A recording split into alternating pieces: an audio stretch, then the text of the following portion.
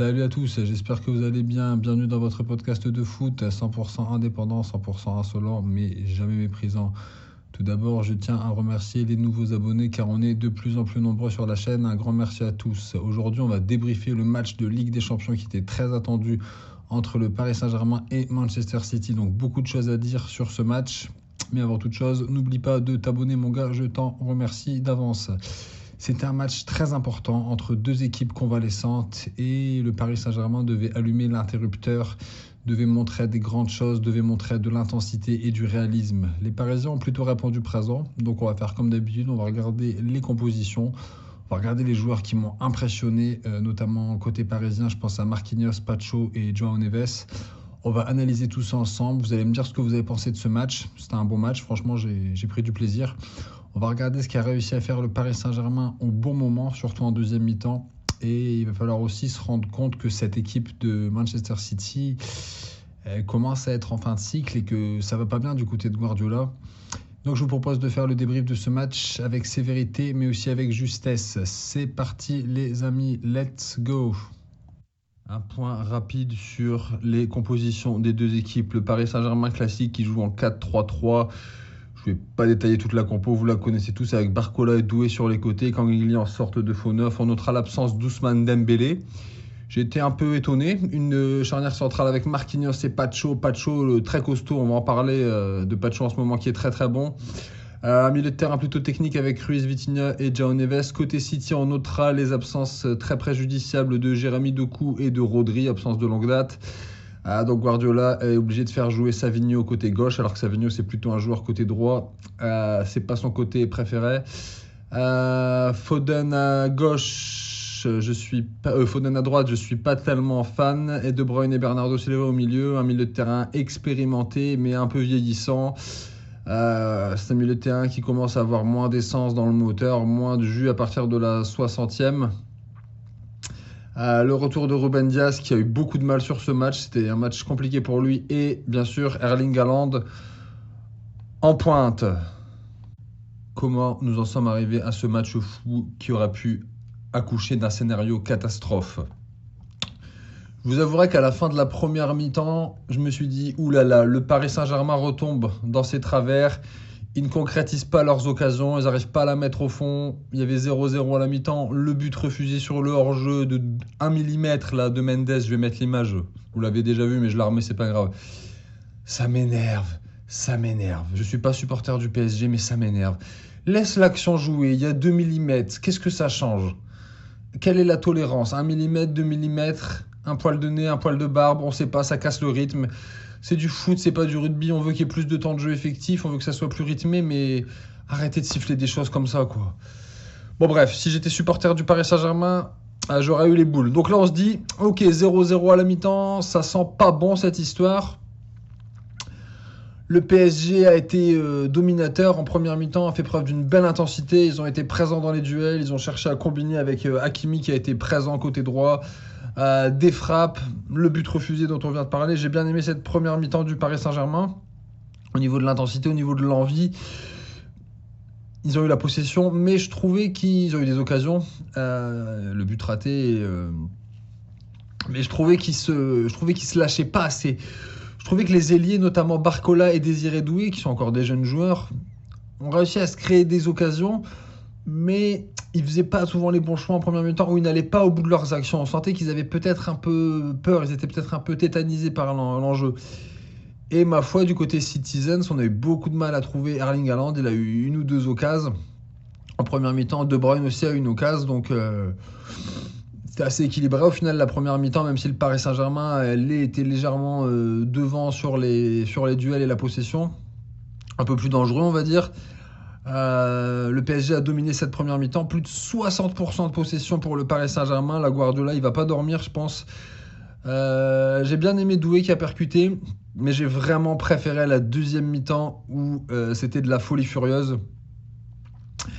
Et j'ai bien aimé Pacho. Vraiment, faut en parler de Pacho. On n'en parle pas souvent, on parle souvent des recrues ratées du Paris Saint-Germain.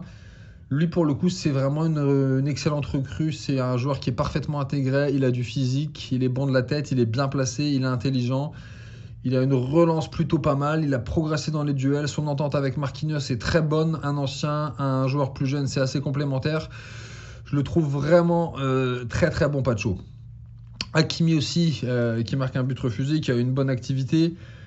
Mendes, il a amené un peu de surnombre aussi, mais défensivement un peu plus compliqué pour lui, hein. Et on va parler du joueur qui nous a sorti une masterclass, un match à 9 sur 10 ou à 10 sur 10. João Neves qui a eu le trophée de homme du match. Il a été au four au moulin, il a fait des petits contrôles à la récupération, à la relance, des bonnes orientations, beaucoup de passes vers l'avant. Une qualité technique exceptionnelle, il a toujours été dans les bons coups, dans le beau tempo. Il fait un match parfait, c'est simple, hein. Très jeune joueur, il fait un match parfait, excellent. En plus, il marque un but de la tête. Donc, toujours dans les bons coups. Homme du match mérité, il a crevé l'écran, vraiment. J'ai trouvé Vitinha plus discret, sauf qu'il fait une passe D sur le coup franc, sur le but de Neves. Quand Guigui est en faux neuf, j'ai pas aimé. J'ai trouvé qu'il était pas. Je trouvais qu'il a pas fait les bons appels. Voilà. Donnarumma aussi qui a fait le taf. Bon, il prend 2 buts. Ses relances au pion étaient pas mal. Il fait quelques sorties sur les buts, on va en parler. Il est abandonné, là, le ballon rebondit, il peut rien faire. Ruiz, moyen. J'ai préféré Warren Zaïre-Emery. Qui était déterminé, qui était tout de suite au diapason, qui a fait une bonne entrée. Donc la première mi-temps, voilà, c'est ce que je voulais dire. On va aller sur cette deuxième mi-temps où je pense que là, ils ont eu la consigne de se lâcher et de tenter des actions individuelles, les ailiers, sur des 1 contre 1, de percuter, de provoquer. C'est ça qu'on voulait, c'est ça qui nous a permis de voir une deuxième mi-temps de folie et c'est ça qui a fait la différence contre une équipe de City un peu fatiguée. Alors avant de débriefer cette seconde mi-temps, n'oublie pas de t'abonner mon gars. Alors, l'entraîneur de Crystal Palace, Oliver Glasner, a dit que pour battre Manchester City, il fallait courir plus qu'eux, il fallait leur rentrer dedans et mettre plus d'intensité physique. Ça avait fait 2-2 en championnat au mois de décembre. Donc il y a un truc qu'il faut se dire sur cette équipe de Manchester City, c'est ce que je disais un peu en introduction. C'est peut-être un peu un raccourci, mais qu'elle est très fatiguée, voire même si on peut se demander si elle n'est pas en début de fin de cycle. À Manchester City, vous avez soit des joueurs de 33, 34 ans, soit des joueurs de 22, 23 ans. Mais vous avez assez peu de joueurs à leur prime de 26, 27 ans. Beaucoup de blessés. Enfin, pas tant de blessés que ça aujourd'hui, mais des joueurs importants. Doku a beaucoup progressé sous Guardiola.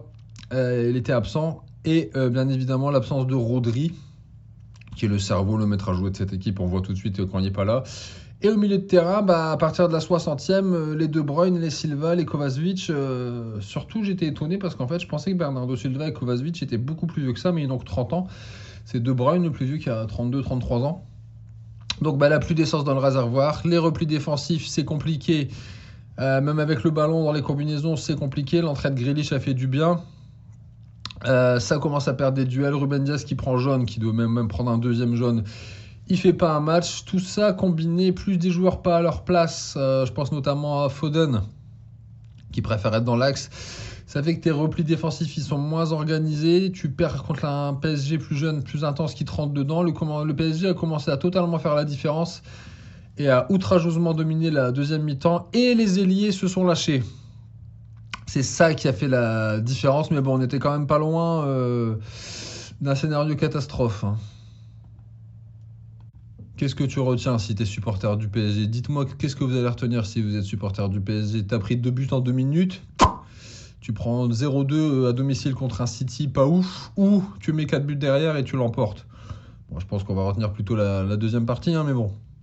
Donc Grealish, il met le premier but. Bon voilà, Mendes se fait un peu prendre de vitesse. Elle est contre, ça revient sur Donnarumma. Ensuite, Haaland met le deuxième, ça fait 2-0. Et là, je pense que les défenseurs sont un peu passifs. Un manque de réaction dans la surface. Et là, tu te dis, aïe, aïe, aïe, punaise, j'aurais pas aimé être supporter du PSG parce que là, t'es quand même à 2 doigts du vide. T'es près du rebord de la falaise et tu commences à voir le sol qui se dérobe sous tes pieds. Tu te dis, oulala, je suis pas bien. Tu sens le scénario catastrophe qui s'approche. On l'a déjà vu. On l'a déjà vu avec le Paris Saint-Germain. Mais non. Eh bien non, le Paris Saint-Germain a continué. Ils ont fait preuve d'abnégation avec l'entrée de Dembélé et un superbe travail de Barcola tout en vitesse, pas forcément super technique, mais bon, son premier contrôle est pas mal quand même pour éliminer le défenseur. Une course de 40 mètres pour aller faire la différence. Il a encore la lucidité de faire une belle passe en retrait à Ousmane Dembélé qui marque un but. Dembélé a un peu progressé dans la finition, c'est bien. Bon, il a mis un tir au-dessus, mais Il met un beau but, la passe en retrait, vous voyez, du classique parfois dans le foot. Faut pas chercher à faire des folies au niveau des compositions ou des stratégies, machin, des trucs bizarres. Fais du classique qui marche comme quoi ça marche, débordement, passe en retrait, truc à l'ancienne, tu reviens au score rapidement, c'est une bonne chose. Voilà pourquoi je disais que les ailiers se sont lâchés. J'ai bien aimé Doué ensuite qui a pris ses responsabilités côté gauche, un bon contrôle de balle, une superbe frappe. Qui touche la barre et Barcola la reprend avec un peu de chance. Bon, t'es bien placé, tu marques, super, très bien. Tu reviens rapidement à 2-2, c'est parfaitement ce qu'il fallait faire dans le scénario du match, c'est parfait. Là, je me suis dit, ok, c'est l'équipe qui va mettre le 3e but va gagner le match. J'ai pas trop compris pourquoi à ce moment-là, Luis Enrique a fait sortir Doué pour faire rentrer Ramos. Bon, au final, Ramos, il te met le 4e, donc bon, ça me paraissait un peu bizarre sur le coup. Le PSG a totalement dominé la deuxième mi-temps. Là, c'était pareil, le City s'est pris vague sur vague, il n'avait plus d'occasion. City n'a plus d'occasion. Dembélé a continué à pousser. Il y a eu des occasions de Ruiz aussi. Je l'ai trouvé pas terrible quand même, Ruiz un peu décevant. 3e but de João Neves, ça vient récompenser son excellent match. Coup franc bien tiré par Vitinha. Le PSG, je trouvais qu'ils avaient plutôt bien tiré les coups francs et les corners. Pour une fois, c'est assez rare, faut le souligner. Et dernier but de Ramos, qui n'était pas hors jeu, puisque je crois que c'est Akanji qui le relance. Donc le PSG a réussi à être réaliste. C'est un de leurs meilleurs matchs en Champions League. La deuxième mi-temps est excellente. Enfin du réalisme, enfin de l'agressivité, enfin des combinaisons. Ils ont appuyé sur leur domination physique grâce à des ailiers virevoltants. Et cette équipe de Manchester City me fait un peu de peine parce que c'était une équipe merveilleuse. Mais on voit qu'avec 2-3 joueurs en moins, tout de suite, la machine est déréglée. Un Kevin De Bruyne qui n'a plus la caisse, qui a 33 ans. Un Bernardo Silva aussi, un peu plus passif. Voilà, au final, tu sens que l'influence de De Bruyne et l'absence de Rodri a vraiment cassé le milieu de cette équipe. Et puis défensivement aussi, défensivement, ils sont pas sereins avec un Ruben Dias qui n'était clairement pas dans son match. Donc on va revenir rapidement sur l'organisation de City. Ouais, donc j'ai pas trouvé Ruben Dias terrible. Kovacevic et De Bruyne, j'ai trouvé qu'en deuxième mi-temps, ils se sont éteints. Et les deux ailiers ne jouaient pas à leur poste parce que Savigno, normalement, c'est un joueur qui joue à droite. Et Foden, normalement, il ne joue pas sur une aile, il joue plus dans l'axe. Donc sur les replis défensifs et au pressing et au contre-pressing, les joueurs n'avaient pas leur repli de position habituel. C'est pareil, Gundogan qui rentre, Gundogan qui a 34-35 ans. Bon, voilà. T'as plus de joueurs de 26-27 ans confirmés comme quand t'avais avant. Il y a un peu Grealish qui a été pas mal, mais bon. Guardiola, c'est une période compliquée pour lui. Il a des blessés, son équipe tourne mal. Il est en plein divorce. Il a des blessés. C'est une mauvaise phase pour lui. C'est une mauvaise passe pour lui, clairement. Haaland, qui reste un très grand 9 Haaland, mais c'est clairement un 9 de surface. Il redescend pas faire du jeu. Il avait pas ses pourvoyeurs de ballon. Il est bien placé sur le but. Il a la chance du buteur. Il est bien placé, mais bon. C'est pas lui qui va te faire du jeu, c'est pas Kane, c'est pas Benzema, il va pas rechercher des ballons. Donc le PSG a su être efficace, ils ont su relever la tête quand il fallait. Un scénario dingue avec un PSG qui s'impose 4-2.